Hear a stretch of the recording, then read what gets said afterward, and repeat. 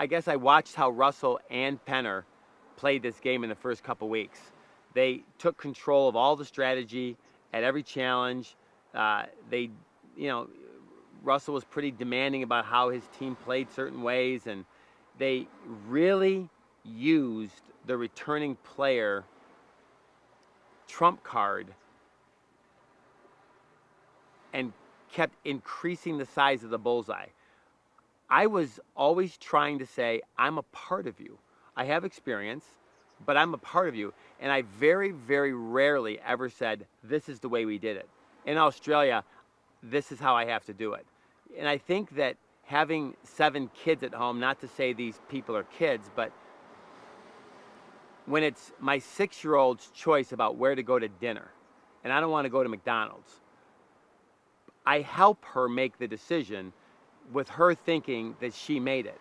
I'll say, you know, the balloon fairy's at the local steakhouse today, but you get to make that choice.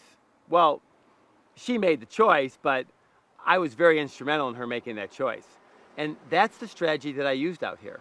That in all the alliances and friendships and strategies, I always tried to make everybody else feel like they were making the decision, because then it could never be the returning player's dangerous.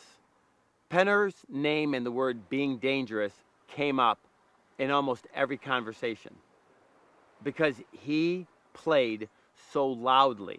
I'm a returning player. This is how we did it. This is how you do a challenge. This is how you bid in the food auction. I've been here. I made it 33 days. Today's my 75th anniversary of playing this game. It was always out there. And I smiled because he became the returning player as I was just sort of wedging myself in to friendships, alliances, and little pacts that I've made with people. And it turned out to work brilliantly. Things don't always, but I haven't heard Skupin's a returning player in weeks out here. And it used to always come up. So that the bullseye of being the returning player seems to have been lifted. And now we're all on an even playing field. I can still see mistakes that people are making that I potentially made on my first season. So I have a little bit of an advantage. I've played this game for almost 50 days now, for more than 50 days now.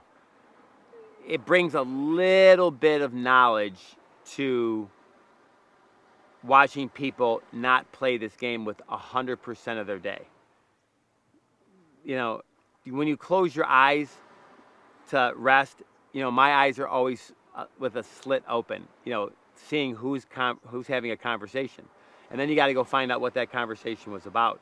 Because you can't take a 1% chance out here, because a 1% slip and a 1% error in your calculations could cost you this game.